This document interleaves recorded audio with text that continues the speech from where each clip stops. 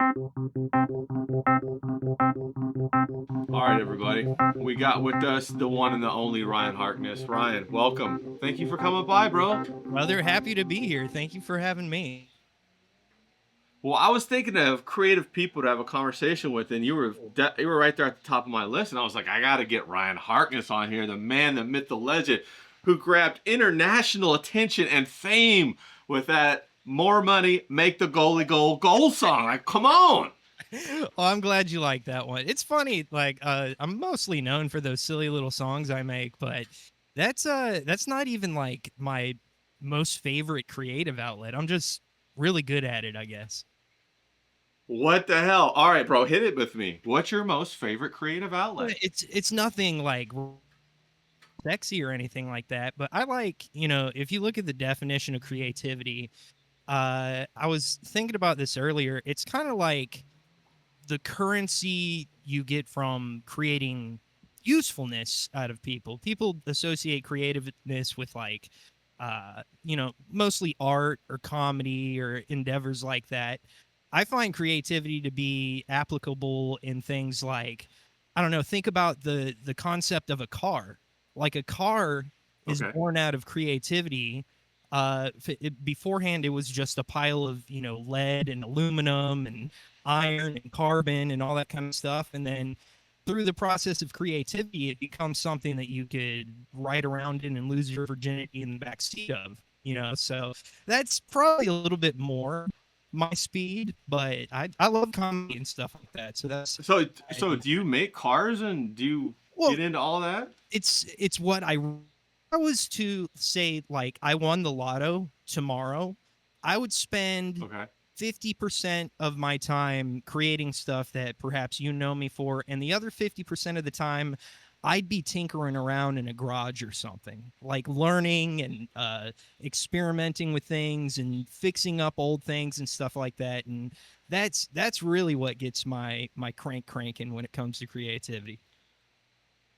Do you like engines or is it any kind of gadget? All that kind of It, stuff. like auto. Gasoline engines, old cars, stuff like that. I like taking junkyard things that people would consider, this is done for, this is junk, like a Facebook marketplace, get this out of my yard kind of thing, and then turning it back into something useful and beautiful and wonderful. Uh, I'm really into stuff like that. So that's Yeah, repurposing, giving it a new life. Yeah, exactly. Like you got to be creative when it comes to creativity is like problem solving. It's not just art and comedy and all that kind of stuff. I grew up I don't want to say poor, but not a man of great means, you could say that. And I never had enough money to, like, if my car broke down, to like take it to a mechanic or anything like that.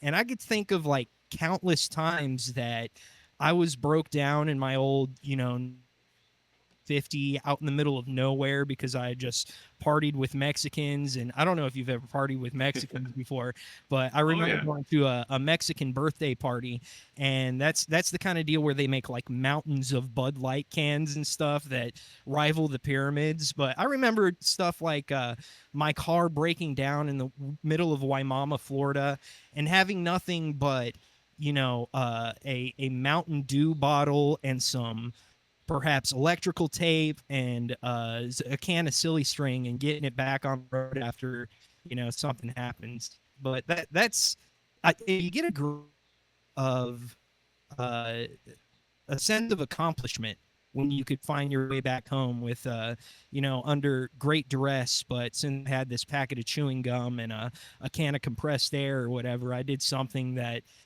what would normally take $1,000 and a full scale mechanics garage. But that, yeah, say I won the lottery tomorrow, I would be collecting old things to wrench on, and the other 50% of my time I'd be working on things that make people laugh.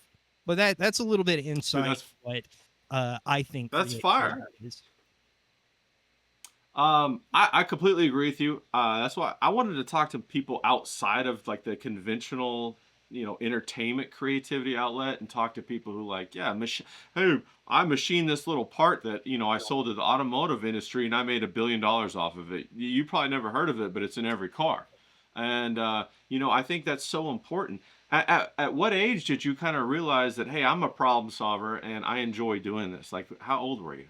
I would say late teens, like coming into adulthood. I didn't drop out of high school. I kind of quit going and cheated my way through. That's a good place to start. Like you're about as old as I am. I'm 41. I'm not sure how young of a man you are, but Right, right. Same. remember when you used to have an absence at school and all you had to bring in was this little analog, they called it what was it, I don't remember, an absentee slip or whatever the heck it was.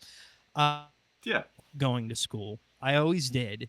I love learning, I love growing as a human being mentally, but I hated high school. It just wasn't for me. And pretty much my entire junior and senior year, I practically skipped every day because of my creative ability to create these little absentee slips where I used them and sold them to other kids who wanted to skip school. And it involved, we're talking about the 90s, like uh really analog means and old school scanners and MS Paint and stuff like that. That's the first thing that I could remember using my creativity to, as an ends to a means to an ends of something that I really wanted. And from there, since I wasn't attending so much high school anymore, I got into trouble a lot. Not really serious trouble or anything, but just starting in adulthood, I kicked it off a little bit earlier, and I wasn't a silver spoon in my mouth kind of kid, so I had to, learn how to get things without having the typical means to do so. And I think that's when I could possibly be considered creative, when I was a young man and I wanted stuff. And if you want stuff and you don't have that much scratch in your pocket, you got to figure out ways to get that. So yeah, I'd say from late high school into early adulthood, I was like, oh yeah, this is for me. I like figuring out things with using this tit on top of my shoulders. Yeah, it's really a key to freedom. And as soon as you understand that some of those rules and the social obligations are pliable, and then you go ahead and use your creativity to kind of like go through and permeate those walls, like the whole world kind of opens up. Is that what you kind of Yeah, experience? absolutely. I really resonate with the way that you put it like that. It's almost anybody can think that way, I suppose, but to actually pull it off and to get the apple afterwards is such a fulfilling experience. And I got addicted to it, and Yeah. the rest is just history. It's like creativity is the currency or the metric of my happiness at this point. And yeah, I really understand the way you put it. It's like not a cheat code because it takes work and it takes sweat, and but it's the essence of human being what God wants us to be. Like instead of knuckle dragging, club dragging, what we once were, now everything that we have comes as a result of somebody being creative and people building on top of that and on top of that. But yeah, I like the poor man's creativity. That's really what tickled my pickle growing up, for sure. Yeah, it's almost like manifest destiny in that sense, a way to navigate. And the thing about creativity that I love so much, whether it be working on cars or art or fashion or food, is that the more you get addicted to it, soon it brings its friend discipline with it. Because now you want to output, you want to scale your output, and you're kind of like, okay, now what can I do? Did you find that it was like that for Yeah, you, or? absolutely. Like I was a schlub. I wasn't the most responsible young man growing up, but through getting a couple of wins through creativity, that definitely enabled me to become more disciplined later on. It's just some I could see it in my son as well. I have a 14-year-old son. I have a little baby too, but the 14-year-old son, it kind of scares the crap out of me because I could see he is going to be motivated in the very margin of ways that I was motivated as well. I could kind of see that, this whole prescribed high school and then this and then that, the prescription of life, it's not really for him. And he's going to have to see how to build his way through, hardship. But it does build discipline for sure, making advancements through your creative process growing up. And there's also the hardship part of it. There's you got to feel pain to sometimes make those creative juices flow, I'd say, readily enough For to sure. solve whatever problem that you need. But I know they say like there's a certain archetype that creative people follow. That might be true, it might not be, but whatever one that I follow, it's somebody that has to learn from their mistakes very greatly. But when you look back and think about all the stupid things that I've done, in a big way, it's not a regrettable mistake, or it's not something that I would undo if I could, because it got me into creative processes that like I said, is one of the most fulfilling things that I've ever experienced, all the way up through, the silly mechanical stuff. But even after that, like being what I am now, a content creator of some sorts, that came through hardship as well. I used to be just a blue collar schlub. I still am pretty much, but I got sick and tired of just doing the same old thing day in and day out. I made money, I paid the bills and all that kind of stuff, but there was always what you could call like a god-shaped hole inside of me that I Yeah, yeah, needed yeah. to fill up with something. And I'd always been funny, and I never really I never really tried to do that professionally. And in my mid 20s, I was a big fan of like talk radio. I'm from the Tampa area.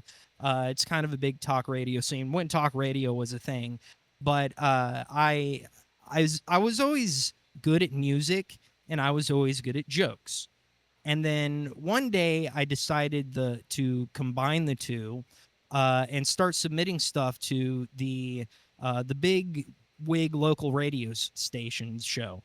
And Wow. Yeah, that's awesome. they immediately picked it up and started playing it on their program. And then I got a job from that. Like out of it, like, typically when people start talk radio, there's rungs on the ladder that you have to climb. You start as maybe a sales guy, and you're in banners at the local uh, Bill Curry Ford, dealership and stuff like that, and you're driving the rock bus around and all that kind of stuff.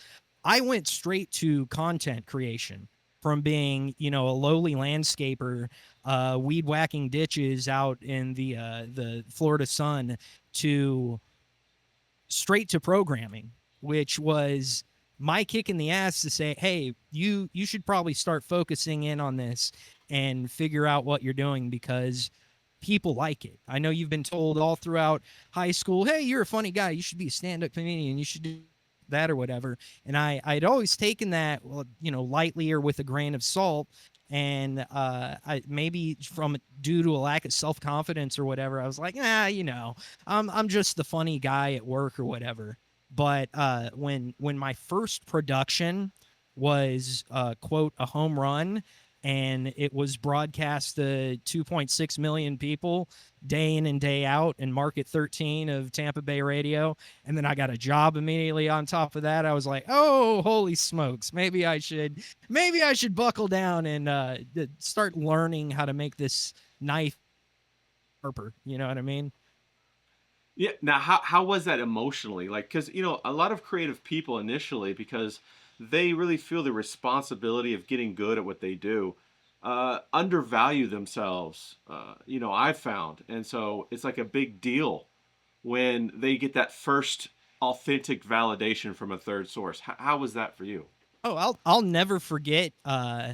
that moment when I got that validation. Yeah, where were you? Like, what happened? I was in the work truck driving. I had one of my I owned a small little like grass cutting business and stuff, and I had a couple guys, and they were sitting in the truck on our way to the next job, and then all of a sudden I hear my own voice coming through the speakers on the radio. Yes. And I was like, Yes. "Wait, holy shit, that's me." And the dudes looked at me, they're like, "No, what are you talking about?" I was like, "Dude, this is my song. I swear to God." And they started, they focused in a little bit. They were like, "Holy shit, that is you." And I was like, "Yeah, I told you it was me."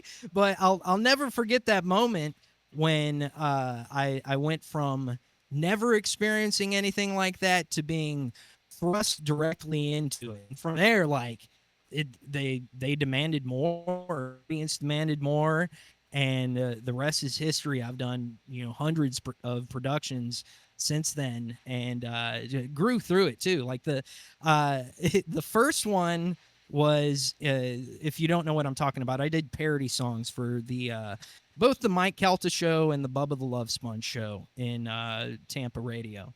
And the passing of Hulk Hogan is kind of meaningful to me because the very Oh, first for sure. parody song or set of parody songs that I did were about Hulk Hogan. I mean, and this is from Yes. the like 2010, 2011-ish, where everything was so political and talk radio was still a thing, FM radio was still a thing, and it's very nostalgic to look back and think about that, how different of a mindset, kind of a sidetrack, how different of a mindset that we're in now when we could Oh, yeah. focus on goofy things and stupid childish jokes like Hulk Hogan owning a cheesy crappy overpriced restaurant in Clearwater, Florida.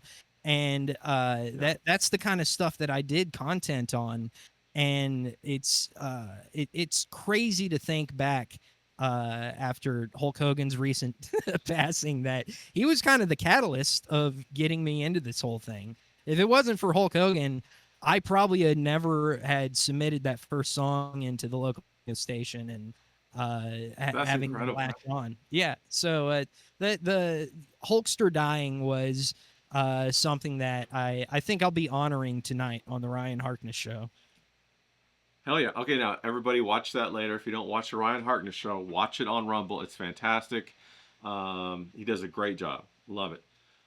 If I could ask one thing, you mentioned that you grew through it, and when you started producing, like for deadlines or for money or for whatever, how was that for you? Like, so you make, just out of love the first time, you make a parody song, it hits a home run, and they come back to you and they say, hey, we want more. Can you do more? And now you're thinking, like, fantastic, no problem. Or are you thinking, oh shit, I got to match that other one. Can I do it? Or what are you thinking? Yeah, for sure. A big part of that was, and I'm going to talk about this tonight on the show. When we go back and listen to that, the production quality, it was on a crappy Behringer mic and a crappy Behringer board and like dog poop equipment, like awful stuff. When you look at it or listen to it, rather, it's like it's a little bit cringe. Go back and look at some of your initial stuff that you did that Oh, was for sure. at least good enough. Yeah, I'm right there with you. And you're like, holy smokes. So like a big part of the growth was learning sound, learning how to produce Okay. something of commercial quality, going from that that crackly analog non-cardioid condenser mic up to something better, and learning audio production software, and just really going through the process of learning how to make something that is able on a top 10 FM radio station Yeah, market. on a professional level. Yeah. Yeah, for sure. That was something that I really liked. Like the cuz you're kind of biologically, psychologically um attuned to noticing when you're making incremental progress towards something. I think everybody has Yeah. experienced that. If you're learning something new, or you kind of strike a chord in the terms of something that you're, hey, maybe I'm pretty good at this. When you see you go from white belt to blue belt to yellow belt to whatever belt, making that incremental improvement, that was one of the coolest things until got to where I was like, man, this is pretty good stuff that I'm putting out. It's I could have taken little concepts of audio production that when I started out, I thought there's never any way that I'll be able to replicate this in parody form and have it sound and mimic the original, to being able to do that. And that was really fun. That was a big part of the growth, and not just the production quality, but like the uh the ability to write jokes and to just harness your craft and all that. The growing part is the fun part, and you better hope you Yeah. don't get to the top, or whatever the top is, or the plateau, or whatever it is. The most fun I ever had doing this, it's not a specific viral production that got millions of hits or anything like that. Not to say that that's not cool. It's cool that people look at and laugh at or enjoy whatever you're doing.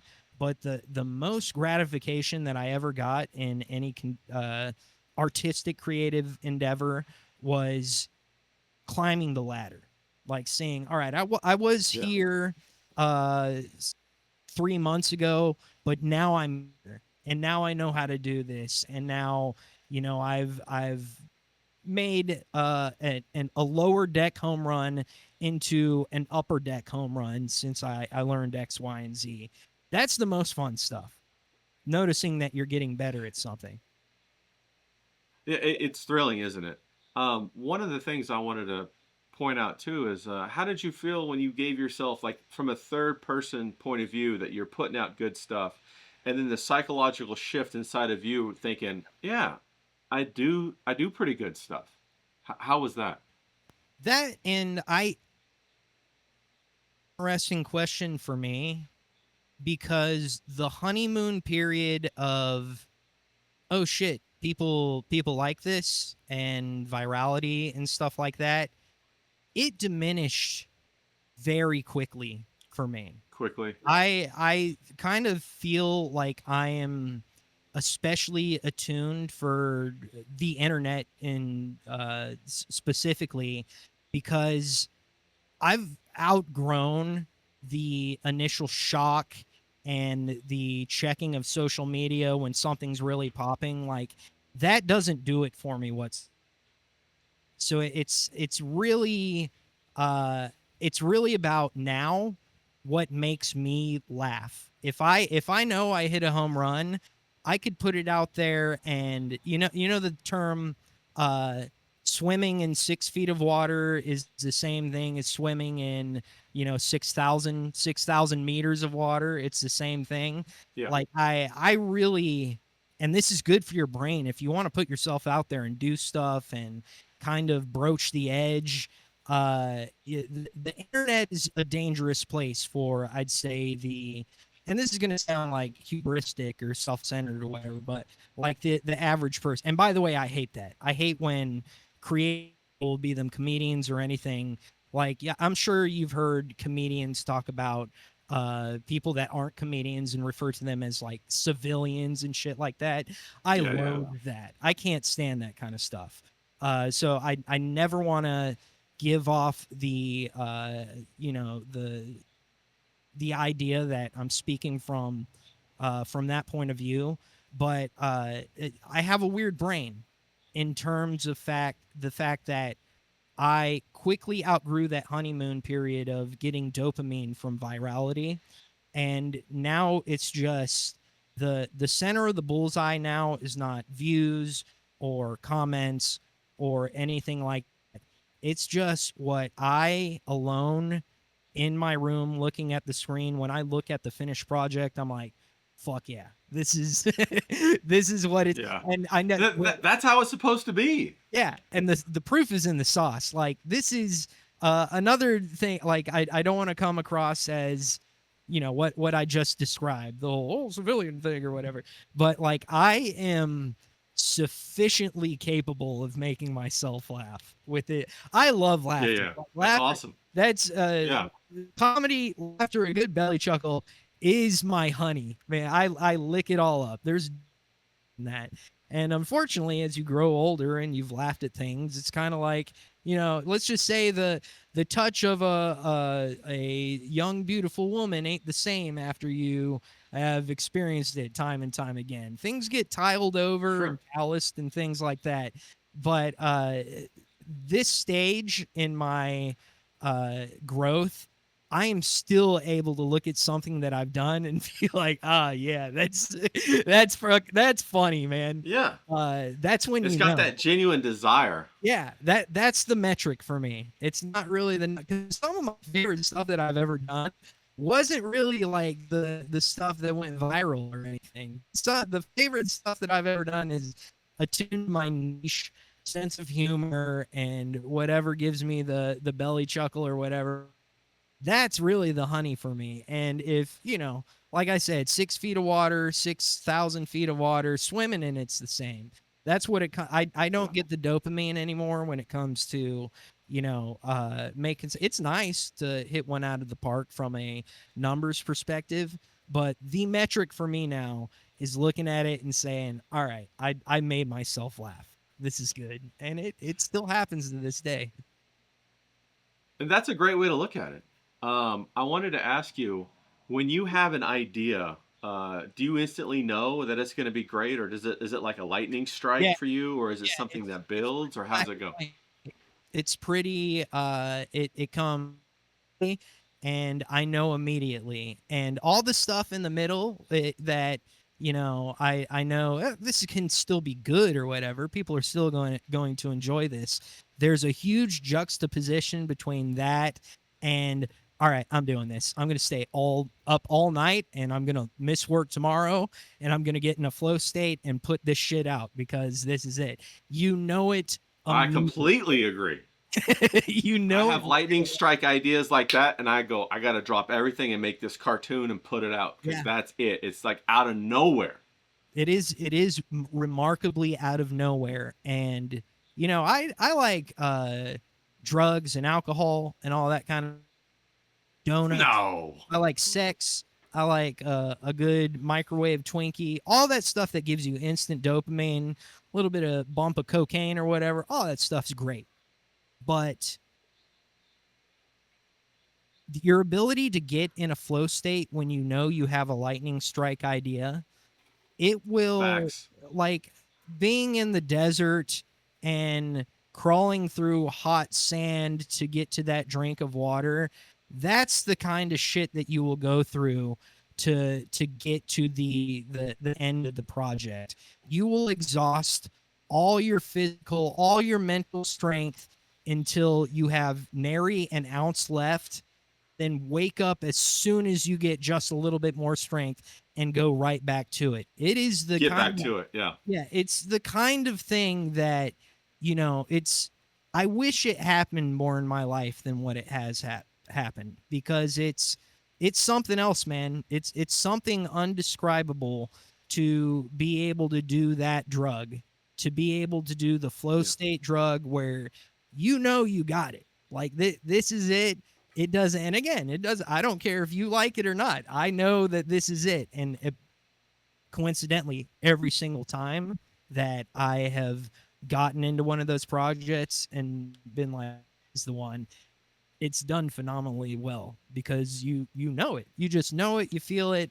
That's, if we're having a conversation about the essence of creativity, that's something that I wish that I could share with everyone. That feeling of being able to be on the target, to be on that mission, to taste that blood in your mouth and know that and it is something attuned to dancing with God. It's a very Yeah. strange and beautiful thing that hunger goes away, that sleepiness goes away, that every Time, fiber of your time time, changes. oh, like the time's the big one. For That's this how you so know you're in the short. flow state, when you lose time. Mhm. Exactly. It's Time like is the big you're one. connected to something else that you're channeling. You know, you're no longer a battery, you're more of a conduit. It's something else, man. It's if I were able to, win Powerball tomorrow, my main driving ambition would be to be in that situation as often as I possibly could, for Oh, sure. I completely agree. And when it first happens, I don't know if this happened for you, but you want it to happen again, and you start to question if it could happen or if you could make it happen. And have you experienced anything Well, like I that? remember the first time that I experienced that, I was like, wait a minute, this might never happen again. Is this a one off? Yeah, Is this a yeah, flash in the pan kind of thing? And you get scared to think that this might not ever happen. exactly. Yeah, And my my return to the internet, like I mentioned, I used to do radio back in the day, and this was a long time ago. This was like early Twitter, 2009, 2000, 2011, and I gave up the internet. I gave up broadcasting. I gave up making parody songs. I gave up all that circa 20, I believe 18. I just shut off the hmm, internet because I was going through a divorce and shit like that. I had to stop, sure. everything to get my life in order, to get my shit together. And I quit interneting. I quit creating things to get, things back on track. And that was I think almost 5 years of no social media, no nothing. Oh, nothing. And Wow, just like, wow. how it is when the divorced dad is like doing keto and like lifting weights every day and like, I gotta make money, I gotta 100%, bro. fucking get a new bitch, I gotta do everything right again. Like I went through that. That's And I right. quit the whole artistic endeavor. And it's it was a double-edged sword because on one point, like I wish I could maintain that drive to self-improvement when your back is against the wall or whatever, because it was awesome Yeah, having abs and being able to sleep 4 hours a night and still be able to knock it out of the park. That was cool. It was cool being really healthy, and the big really healthy part was getting off of the internet. The internet is yeah, Satan's ass, man. It really is bad. yeah. I wish I never had to be on it at all. It was quite an experience to quit interneting for several years consecutively in a row. What was the biggest negative impact for you through the The internet? biggest negative impact is I Was got it? sick from not creating. I got sick, like Oh, physically sick. Um yeah, Yeah, like bleeding out the ass sick from not doing what oof, God is, what I know that I was put on this planet to at least uh make some people smile, make some people enjoy what I do. It made me sick and it made me homesick.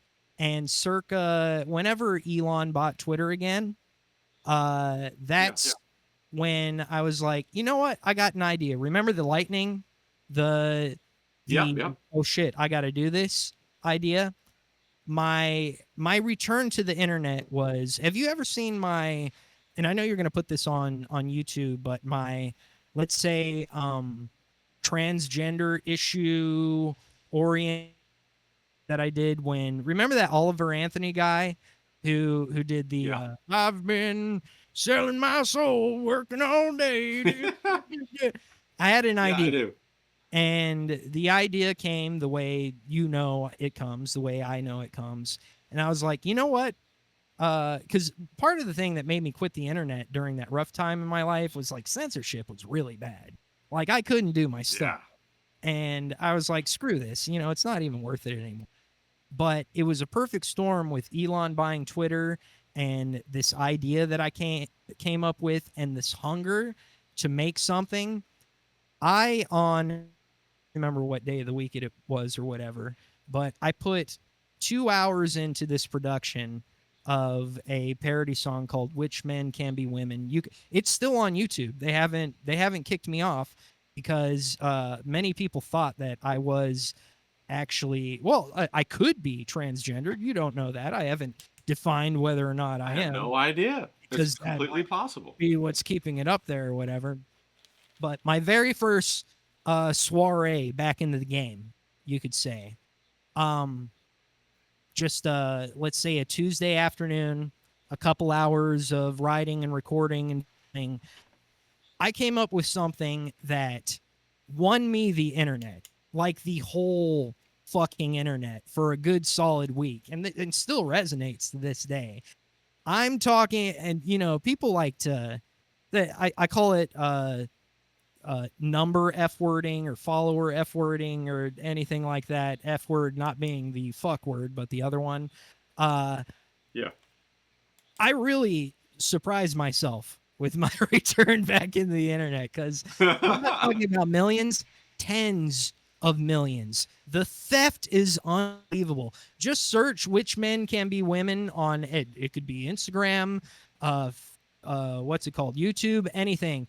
You'll see repost after repost of this, the most of which being not my channel. It's people that stole it from me. Yeah. But I hit a dinger.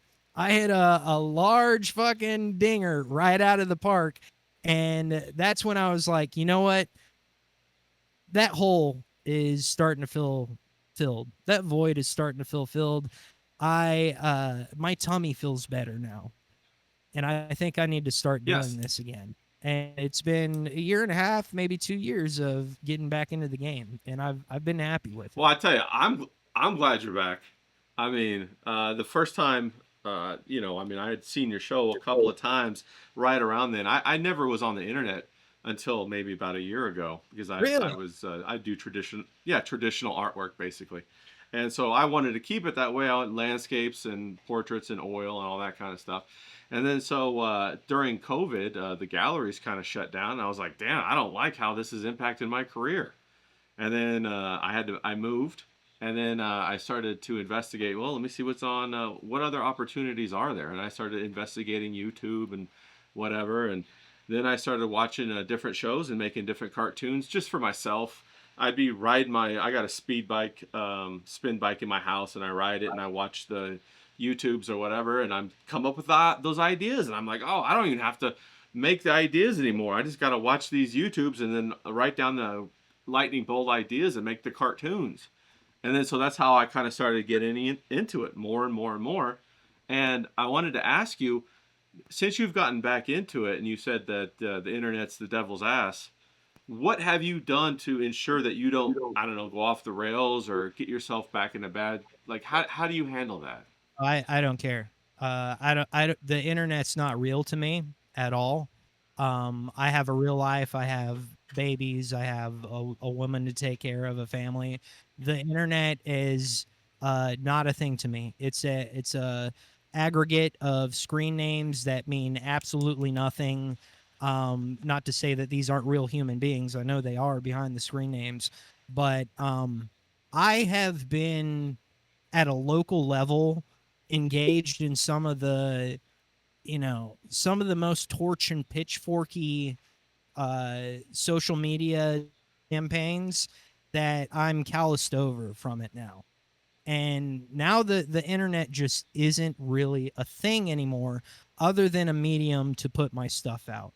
And not to say that I don't care Right. about, certain that I care about anybody that, likes my Sure. stuff. I'm not trying. I think you just mean that you don't allow it to have that magic where it impacts your psychology and your day to day in real life relationships. Is that what you're saying? It's crazy. Like say I had one of the biggest internet campaigns to uh bury me or end my life or whatever, I would put my phone down until the people around me said that it's kind of calmed down, and I would pick it up again later as if nothing ever happened. It truly does not affect me.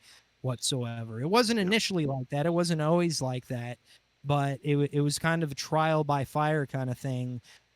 I've really calloused over in terms of having the internet affect my life, other than in ways that it absolutely needs to any extent whatsoever. And it's one of those things where, like, this is a real thing. People can be ruined by the internet. You Yeah. say the wrong joke, you say the wrong opinion or whatever, and it could take somebody that the psychological weight of people piling on them, of it's like, what is the Dunbar's number or whatever, where you're, as a human being, you're only supposed to really incorporate like a tribe of 250 people. Like, there are, and I Oh, think yeah, that's how many relationships you can have yeah, or something. people take that, and if it's 10,000, 100,000 people shitting on them on the internet, like, they feel the weight of every single one of them, like the sum of the total. Yeah. And it's just, it's been a process, but like, that just doesn't do it for me anymore. It doesn't do me. And I think I Well, I kind of am an anomaly when it comes to that. We could talk for hours and hours about some of the productions that I've done that have really brought out the torches and pitchforks. The only time, I'll make a caveat to that.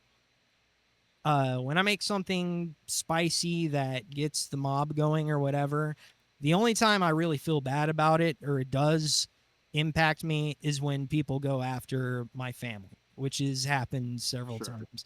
Typically not just, my wife, because I'm not going to choose somebody that can't take the slings and arrows along with me.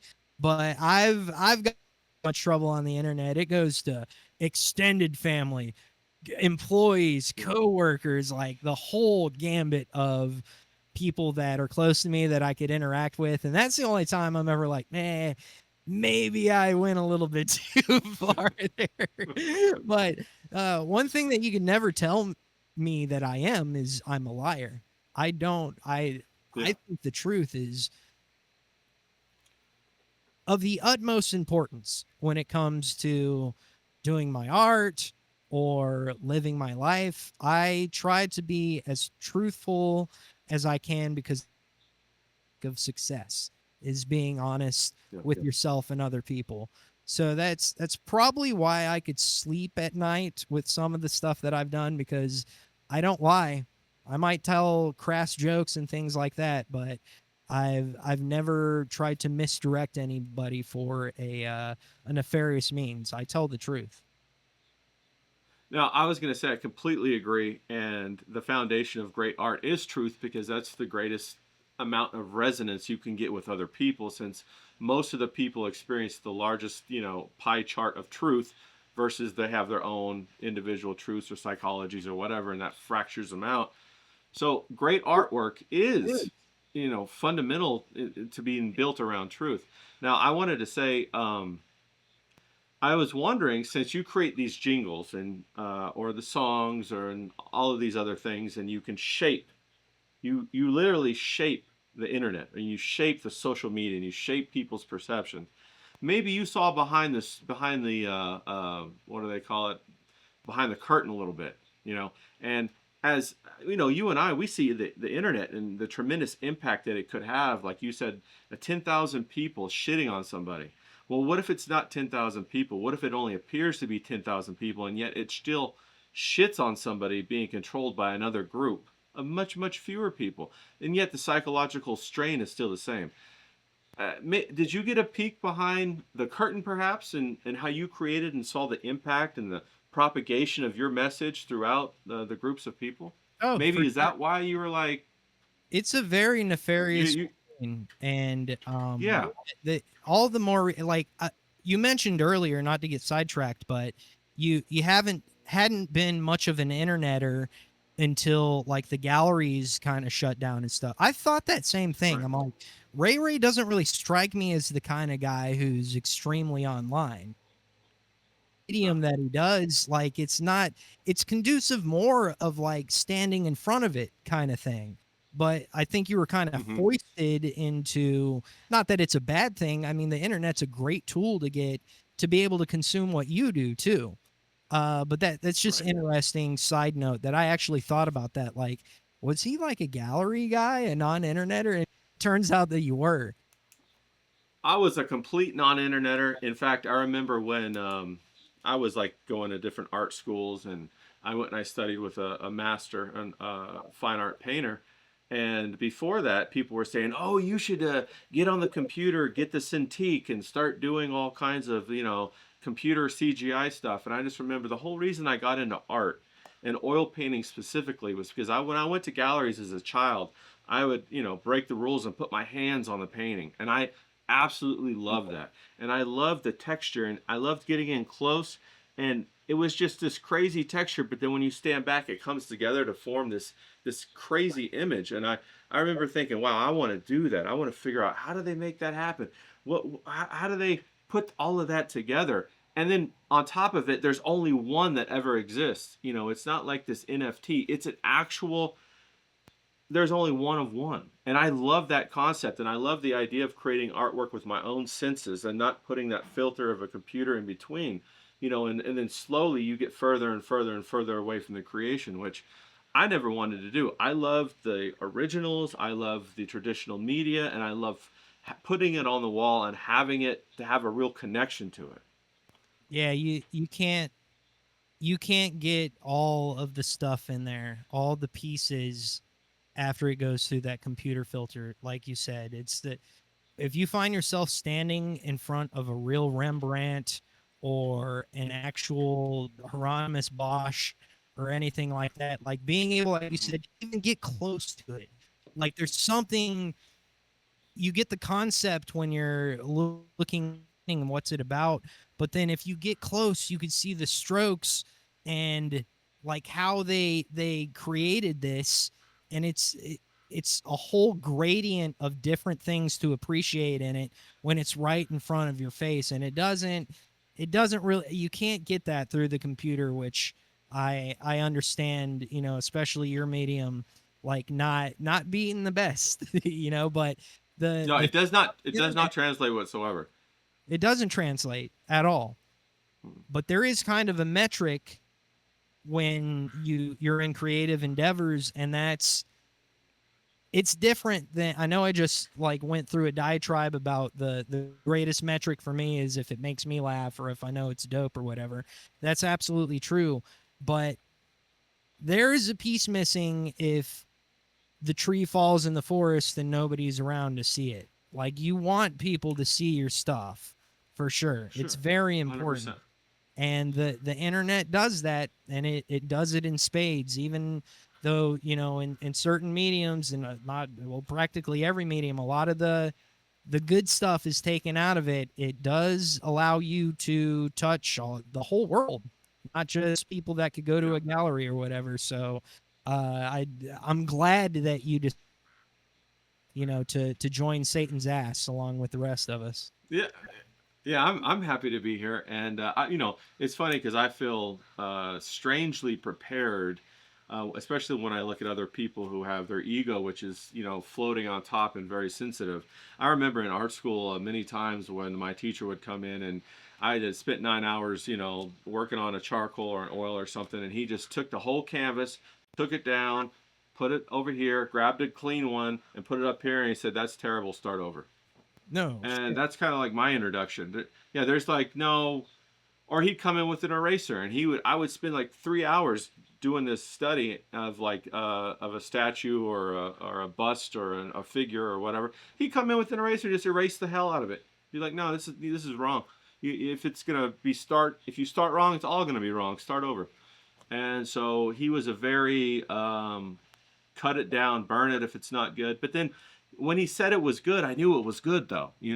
And so that really crucified, if you want to say, my ego and attached it more to my product than my identity, which I think is the way it's supposed to be, especially as a creator.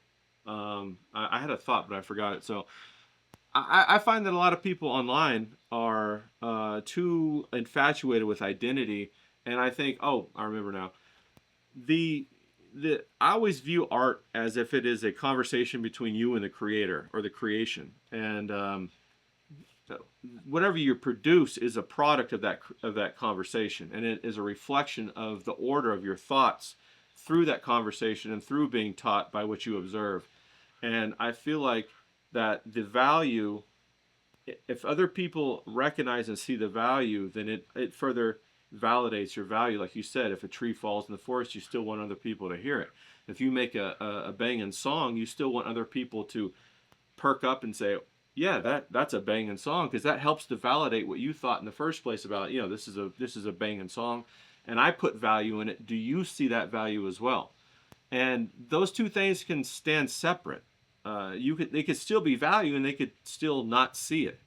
I think that that's very important for a creator to understand, because sometimes, like, you know, you could be a creator and you make something that's banging, and then it doesn't take off, and then maybe a year later, all of a sudden, somebody finds it and it catches on fire or something like that. Have you Oh, had any absolutely. experiences I've like had that? stuff take off like years later when it becomes relevant in a certain way or something for whatever reason. But like if everybody thinks it's dog shit, like that, you got a problem here. It's dog shit. If Sure. if it's only a handful of people, they're like, I get what you're saying. I really appreciate what you did. Like, that's all you really need. It's kind of, I don't know what the Right. curve would look like, but you can't start and stay at zero, So there has to be at least a handful of people that get what you're trying to do in order to, be in the realm of a shared human experience. Because, some stuff goes over most people's heads. So you can't say, popularity is the ultimate metric for anything. A lot of people aren't going to get some really good stuff because, and this is not to, this isn't to be said in a way like, oh, you don't like my art? Well, you're just a fucking dumb normie or anything like that. That's not the deal. Like when you're a creative person and you're getting into one of those weird little corners in your mind, like in my opinion, that's the sweet spot where it didn't just, astronomically fly out of the park. But you look at the people that it did touch and they're like, holy shit, this is dope. It could be a much smaller number, but at that point, and you need more data on this, what is the quality of person that of this small niche group that was like, holy smokes, I get what you're saying here. Yeah. This was beautiful, or this Yeah. was really funny, or whatever. That could be some of the best shit, in my opinion. Yeah. If you got Yeah. instead of a million thummies or whatever you call it, you got just 25, but those 25 people were some of the funniest comedians you've ever heard of, or some of the best artists you've ever seen. That weighs about as it's a pound of feathers or a pound of lead, and the lead's Mm-hmm. just denser, and it's still good though. And the ultimate metric really is, because I've never done anything that I've been like, oh man, like that, I really like that, but nobody dug it. It's at least a handful of people Well, that are well, like, holy of shit. course not. You're like at a professional level, and like you've put time and effort and energy in refining your craft. And of course, I mean, I'm not saying like that. I mean, like, if I go and I see a certain band or whatever, and they're playing, maybe band music, I could say, oh, that's not for me, but I can tell it's a good. They're playing the trombone good. They're playing the flute good. I can tell it's a good song, but it's not for me. Uh, I remember when I saw your goal song, I heard it first and then I saw the video, and instantaneously I recognized whoever put this together is sophisticated. Because not only was the song good, but the visuals that you put in throughout and how you layered it in, even with Mersh having that pause and then him laughing like he did, that's some of my favorite parts in the whole thing. And I'm just like, bro, this just it hits on every facet. And that's kind of what I was going to say too, is a lot of these definitions and understandings are multifaceted. And so of course most people will probably get the first facet, but will they get the second facet, the third facet? And it's okay if they do, and it's okay if they don't. Yeah, there's layers to all the onions that you throw out. And it's really funny when like somebody gets an Easter egg that you threw in there or whatever that like You know, Right. a Right. million thummies could gone in that, but there's just like 2 or 3 people that are like, That "Hey, one what's that guy or that ladder, one man?" lady. Yeah. Exactly. "What's that thing right there? Is that because of this?" And that's when you're like, The guy, see what you did there.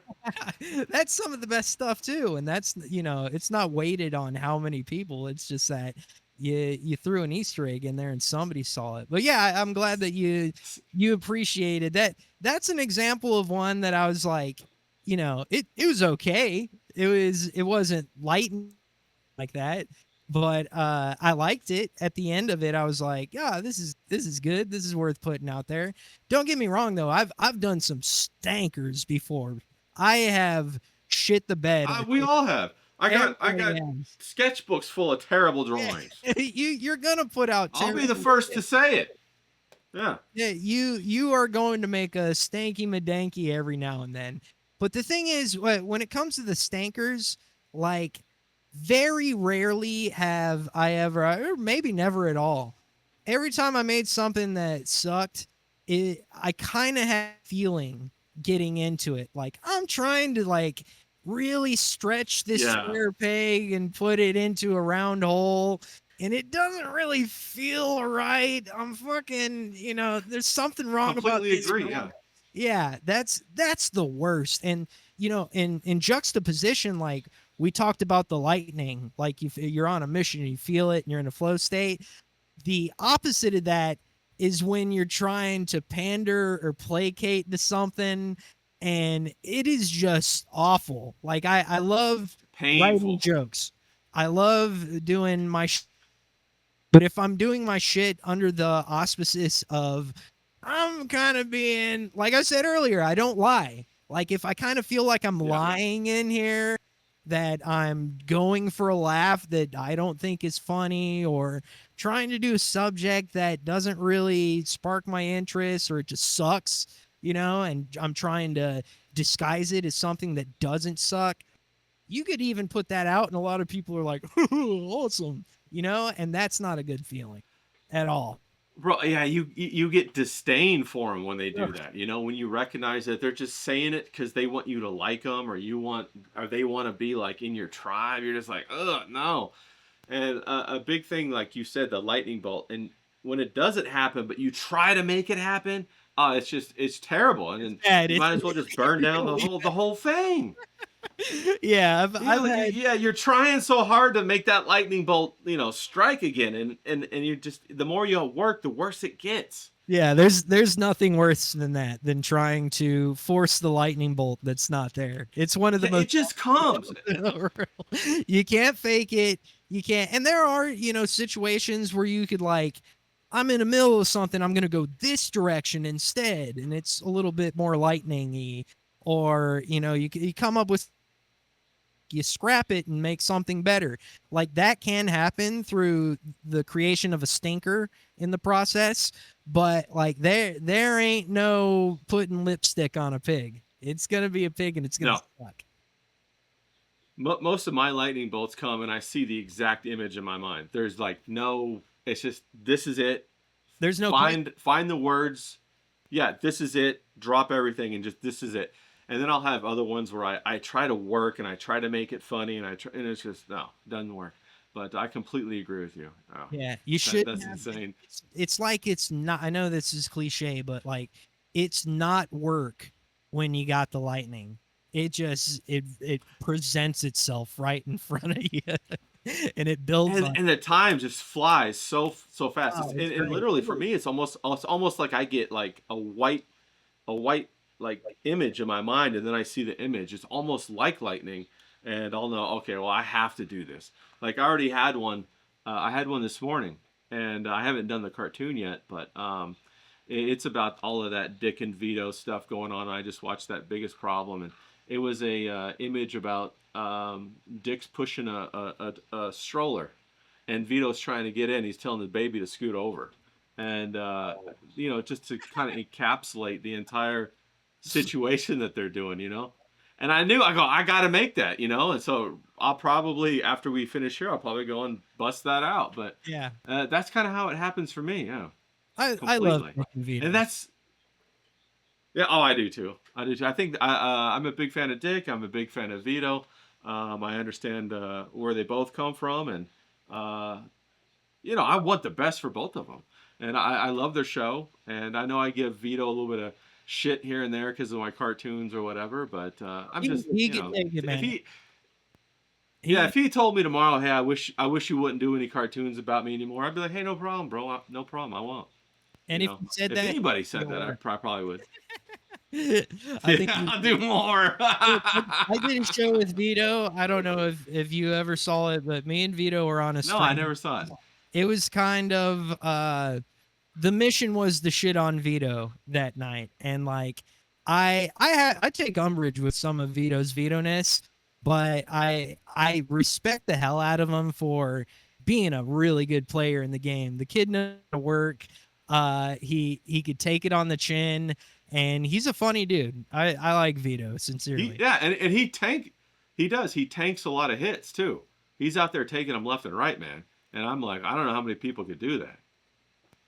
But yeah, I like both those guys. I like anybody that, does good stuff. If you're funny, if you make me laugh, if you make something beautiful, if you could, take watercolors or a pen and take a joke or a concept that I heard on a show or whatever, and then visualize it to make it even better. Like anything fresh recognizes fresh. Good shit is good shit, and it's something that you can't fake. That's why, like, the concept and stuff that objectively sucks, like, doesn't work.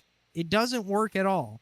If it's good, it's just good, and be it a 67 Chevette or a funny joke or a Rembrandt. It's just on its face. It is what it is, and it's one of the best parts about being human. And it's a party we could all enjoy. You don't have to be the artist. You could get just as much out of it as he or she did by soaking it up. It's the best shit ever, and it's what we're supposed to be doing as people. I 100% agree. I think that enjoying it and relishing in it.